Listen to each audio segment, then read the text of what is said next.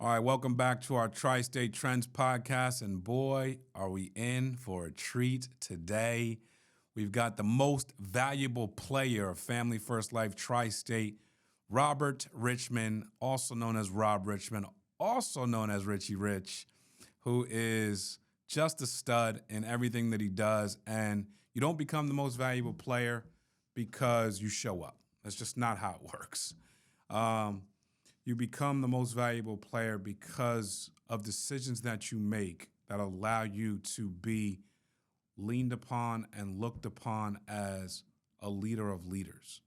And Rob, 2023 looked like that for me from a vantage point to you. And there's a lot of things you did in that year and this year that you changed.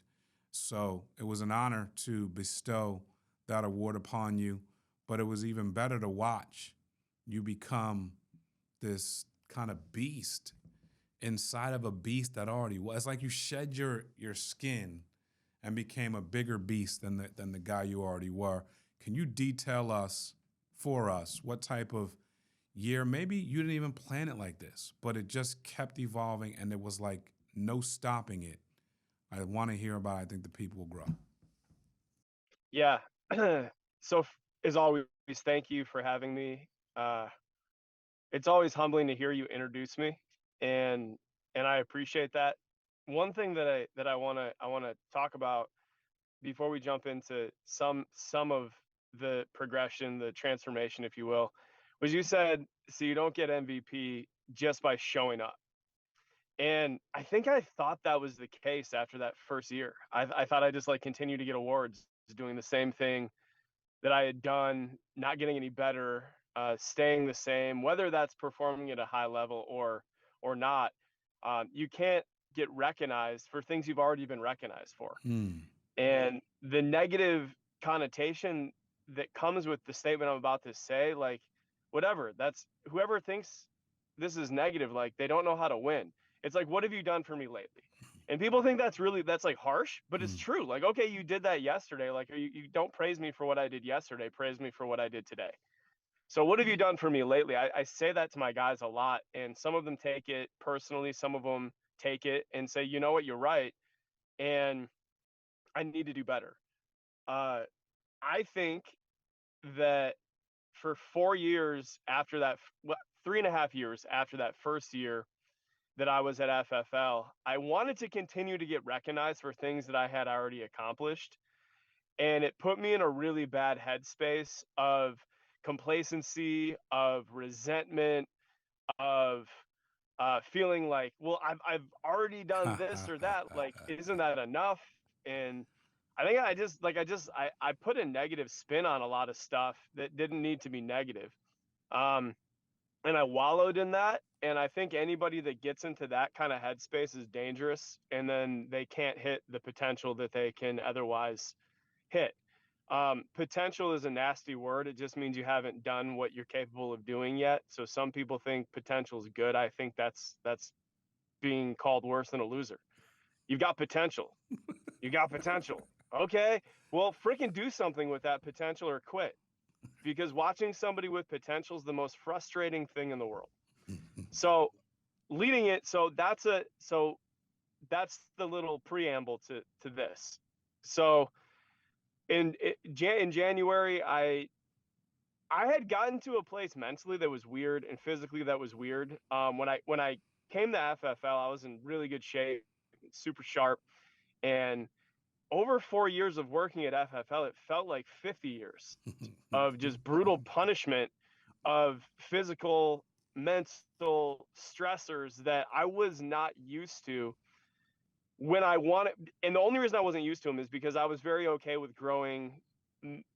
As long as I grew 10% or 5%, or I did a little bit better than I did last year, like I was good with that. That's what most companies are looking for, is just a little bit of incremental growth every year. But FFL wants more than that, and they demand more than that, especially if you're gunning for greatness and you want to achieve things like integrity partnership or make 7 figures or change a lot of lives, recruit a big team, bring people into this. You can't just like get a little better. And I think I was really pissed about that for a while, is that I came in, made a splash, wrote a bunch of business, recruited a bunch of people. And then I like stopped doing those things, and I didn't really ever go backwards, but it wasn't exciting anymore. And what happens when you're making a lot of money, it's like you tend to convince yourself that like that's fine. Like you don't need to do anymore. And you get to this place where it's like, well, if people are telling me I need to do more, it's because they're selfish. Or it's because they're like nothing's ever enough, or like whatever it is. And you convince yourself a whole bunch of stupid stuff all the time. Um, so this year I was just like, I'm gonna do this. Here's one of the things that I've recognized over the years, and this may be unique to me, this may resonate with some people, is that if I'm changing for somebody else, it doesn't last that long. You can get burnt out from it. You can resent it, you can withdraw from it, you can hide from it, and then you can get angry at it. But if you make a decision to change for yourself because you want to do something different for yourself, that motivated me a lot more than it ever did to motivate Mark, you, Sean, whoever, whatever is asking me to do different things, not even out of place or out of their role or out of like very appropriately asking me to do some things. But it's like hard to do. But if I said, you know what, like Rob, this is your year where you're going to put yourself in a position to epically fail or epically succeed, one of the two is going to happen, because I would always rather, and my guys that watch this are going to laugh when I say this, death by 1,000 cuts doesn't work for me. I'd rather shoot you in the face. So I would rather have it work really well or fail miserably but quick, and to do some things that like put you in a position that could totally invalidate your leadership. So for me, that was learning phone sales professionally. And then personally, it was to do something physically challenging enough to put me in a position of extreme uncomfortability. So 75 hard is a hard thing to do. It's like it gets thrown around like people actually do it, but like they don't. They cheat their way through it, and they just, even though the whole deal is no compromise, no negotiation, they cheat and compromise and negotiate their way through it, which makes me not respect those people, because if you actually do it the right way, it's like unbelievably life-changing and eye-opening and empowering and inspiring to understand that you can get control over your life fully and you can accomplish things that would otherwise not be able to be accomplished with the lack of discipline that you had in your life previous to that. That was a big breath. Let me breathe for a second, because that was a lot. So I did that, and I didn't compromise one time. The amount of times I was walking or jogging in sleet at 11:30 at night because I refused to quit. The number of times that I was sore and I didn't want to do it, I did it. Same thing with learning a new skill set on the phone, is I fought tooth and nail phone sales. I'm like, yo, this is just going to be a fad. It's going to come back. Like in-home will always be the answer. But I couldn't have been more wrong. And the problem with that is that the people that are living in that world are not ever going to be able to scale their business because of the unavailability of leads. They just don't exist in your backyard anymore. The cost of them is too high and the scarcity of them is too high, unless you live in these really small pockets of the country that have leads, but that's only because nobody wants to run there anyway. So I had to learn a skill to be able to not edify somebody who was doing it, but be able to give the coaching myself from experience. So I learned final expense. Nobody wanted to do final expense. I'm like, I'm going to learn the stuff that is just not fun to run. And I'm going to find a way to really enjoy it. And what I realized is that selling is fun. Building is not fun. Building is harder. Building is more stressful. Building is not totally in your control. Selling is 100% in your control and is duplicatable. And you can coach people through doing the things that you just got really good at and got passionate about, because sales is just a transfer of belief. But even more so, take that a step further, I think training is also a transfer of belief, because I know that if I don't believe in a certain lead type, or I don't know that lead type in and out, I can't in good faith with full confidence preach that to somebody, tell somebody to put their life in that lead resource, or whatever it is. I'm talking in circles on this point, but like, but what I'm saying is, like, I had to believe in the lead source in order to get somebody else to believe in a lead source. I needed to believe in the approach towards that sale to get somebody else to believe in that approach towards that sale, versus asking somebody else and then playing a game of telephone. And every time it comes from another person, through another person, through another person, to me, to another person, it's been watered down and diluted so much that by the time that message get back to that person, I may as well have them watch a YouTube video at that point. So I just wasn't an effective leader from that standpoint. And that went on for 2.5 years. So this year I fell back in love with the grind. I realized that I do love to be busy. And then every time a lead that I fell in love with dried up or changed, rather than laying down and rolling over like I had done in the past and been like, well, it is what it is because I'm an integrity partner and I don't have to sell anymore and I can just kick back and watch it grow or die, like whatever. I'm like, I'm going to adapt as if I'm a day one agent. And I took that day one agent mentality throughout this whole year. I'm going to take it through this year too until I don't have to sell anymore. And then I'm still going to want to because people challenge me and talk trash all the time. And every time they do, they lose. And that fires me up because I like to get dirty. I like to buy leads. I like to make call. I like overcoming objections. I love it. It's like what keeps me going. It's fuel. It's oxygen. It's what keeps my business moving in the right direction and keeps my motivation high and my enthusiasm high. I love people telling me they might not be sure that they want to move forward with this and getting them to the other side of the fence. I love that stuff. And I love teaching my agents how to fall in love with that stuff because it's the hard things. It's the little tiny hard, impossible, painful things that take someone from here to here to here to, if I wasn't in the car right now, even higher than that. But like, it's the little things you have to fall in love with instead of being afraid of. So every time a new lead source, um, it changes, and it becomes less available or less scarce, rather than dying of 1,000 cuts, I immediately go find another lead resource. So everybody hated Final Expense, so I ran it. Then everybody hated instant internet leads with beneficiaries, so I ran it. Then I bought digital mortgage leads because that was a weird thing because it's not a direct mail lead, so these can't work. So then I ran it. And every time I decided to run something, I owned it fully. I let it take over me. I perfected it. I mastered it. And then I trained it and demonstrated it every single day and never got afraid to fail. In fact, the days that I would fail were failing to me is blanking. The days that I would blank would be so few and far between that I would welcome it. I would love when that would happen because that is not a failure of a day. I changed my vocabulary. That is an exercise in character building. That is not a failure of a day. It's a character building exercise. And people don't understand how to build character these days. They're too dang soft. So the more exercises in character building that I can have, the better I can be as a person, the better I can be as a leader, and the better I can be as a coach and a mentor to these people and talk prospective agents and existing agents through what an exercise in character building feels like, looks like, tastes like, feels like, whatever it is, what it costs, and then how the field owes you the next day. Just keep going. Next time is a powerful phrase. And how you do anything is how you do everything is a powerful phrase. So if you quit or you get soft one day, that's how you're going to approach the whole rest of the day. But if you go hard and you try to perfect it and you give it 100%, that's how you're going to give it to your workout too. And next time, there's never an end. It's always next time, because next time I will do it this way. Next time I will see that coming. Next time I won't say those nasty words to an agent and turn them off and have them quit. Next time I will have empathy. Next time, next time, next time. Next time I won't skimp on leads. Next time I'll overbuy on leads because that sale might be in that other 10 that some other agent bought that wasn't afraid to buy leads, bought, and then took that sale from me, in turn killed my momentum, and then in turn created another day of character building. So next time is huge. And how you do anything is how you do everything is huge. And never giving up and stick-to-itiveness is huge. And just not quitting, because the beauty of this business is that it's very forgiving and the field will always owe you. So if you trust that and you know that, and there is a next time, and you do it hard and you keep going, you keep pushing, you're naturally going to get better.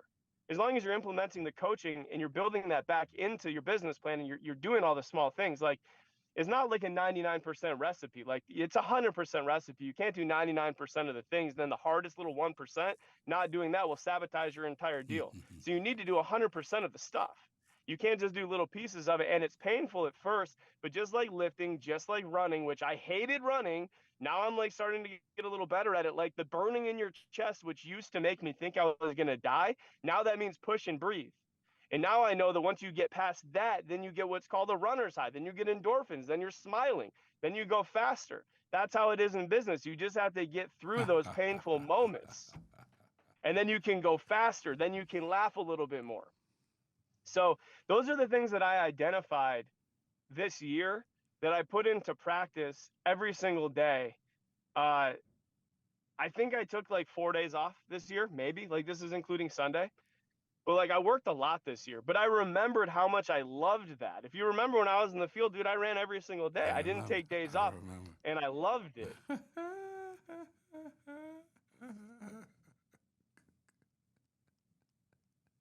Is that what you were looking for? You're a fool, dude. That is heat. I didn't know I was getting that kind of heat. I mean, it's cold here in New Jersey. It's 30 degrees. I'm feeling warm right now.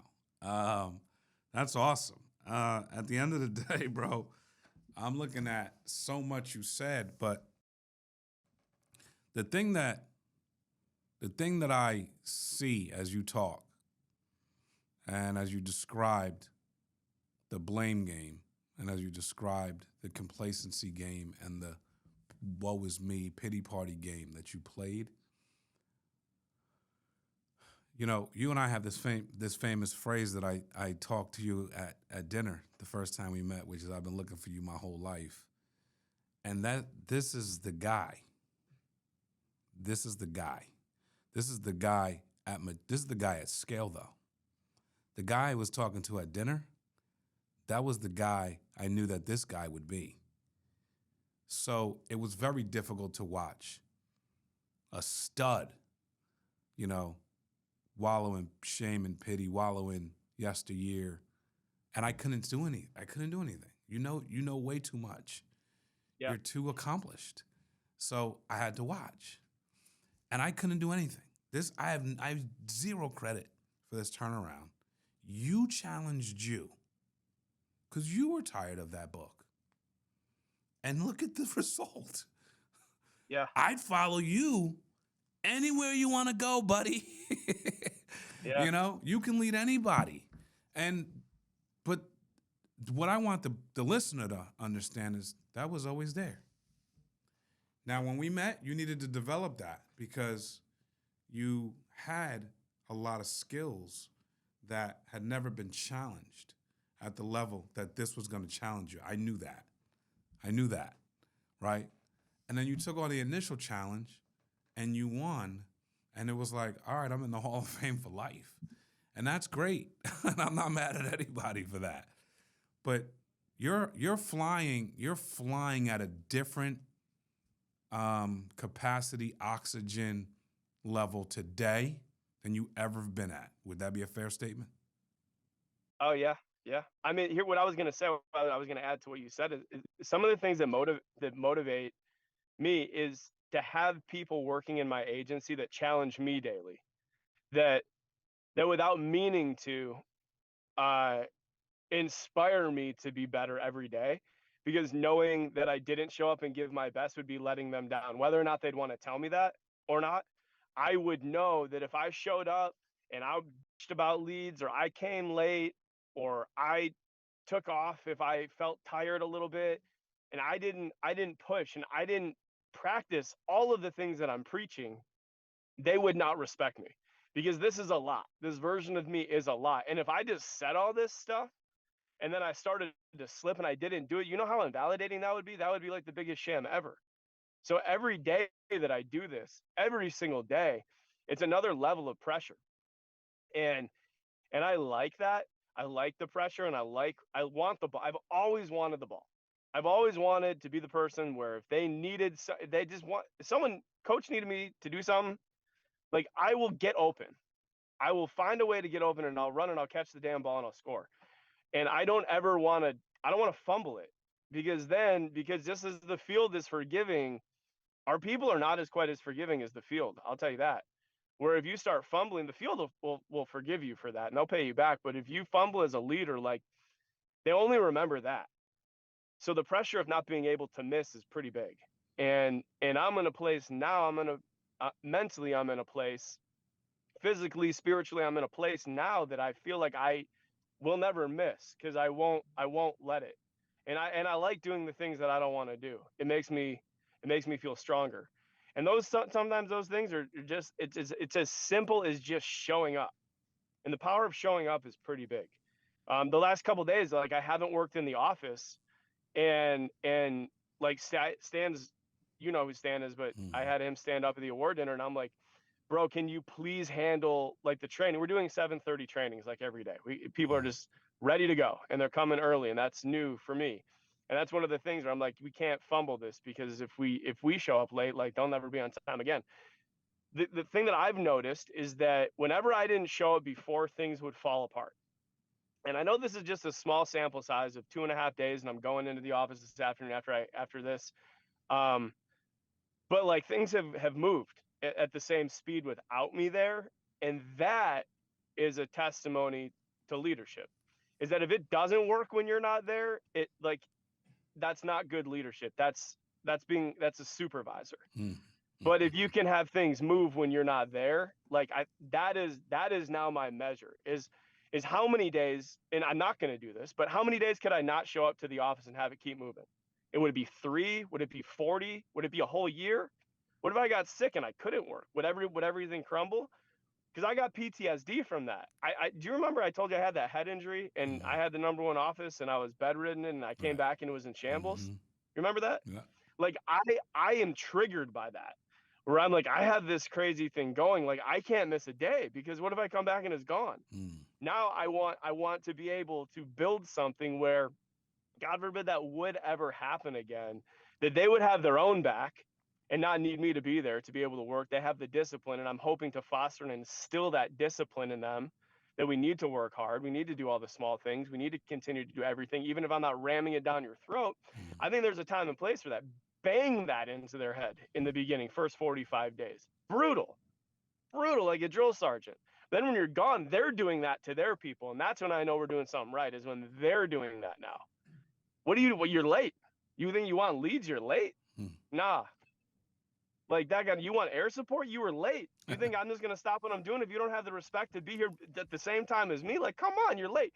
So that's the metric. Like with Joe Basso, like with the Bassos of the world, and other great leaders, it's like, if they don't go into the office one day, it's business as usual. Mm. It's not like, when the cat's away, the mice will play. When the cat's away, the mice are like, they're cats too. Mm. They're not trying to play. They're trying to build and function and make the coach proud. So I guess that's 2024 goals, is to be able to, especially with March 14th, with my son being born, I'm not going to be able to be I don't want to be in the office for a couple of weeks after that. And I want to get it so rock solid that, they're reaching out to me and telling me, like, stay home, like, take the time. We got this, dude. We got this, coach. Like, that's what I want. So I just, again, man, I want to reiterate how oddly humbling and unexpected that MVP was, because I didn't do it for anybody except for me and my guys, because they deserved it, they needed it, and I needed it. So when you said it was unanimous, I'm like, maybe like, because I was too busy to have any negative conversations with anybody on your staff this year. Maybe that's why it was unanimous. Maybe it's because it was positive all the time. Like, I don't know, but I thank you for that. Unknowingly, or maybe knowingly, now I really have to turn it up, because now that's the benchmark. And I'm excited to see where it goes. So I'm humbled, and I'm grateful, and I'm appreciative, and I'm excited for 2024. Well deserved, my friend. And it's a funny thing that happens when you light yourself on fire. People come to watch you burn, and that's what happened. You don't have to have phone calls. You don't have to have, nothing had to be overly positive or overly negative. The truth is we watched you burn, brother. You were the show. We didn't have to.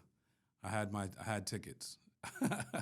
I was in the crowd. I just didn't come up behind stage after the show and say I'm here. So I appreciate you, and thank you for killing this call. What a time of life you are in, my friend. Your first born is coming. You are the most valuable player, and you are killing it for your team and for your legacy. So it's an honor to watch, and it's an honor to be a part of, and it's an honor to be associated with you, man. Well, thank you, man. I appreciate that. And season tickets for you, 50-yard line on the house this year. All right? I'm like, wait, which stadium are we going? Where are we going? What's happening? And I just realized that I delivered the tickets, and you cashed in on him. My man, Richie Rich, like no one else can, man. Appreciate you, brother. God bless.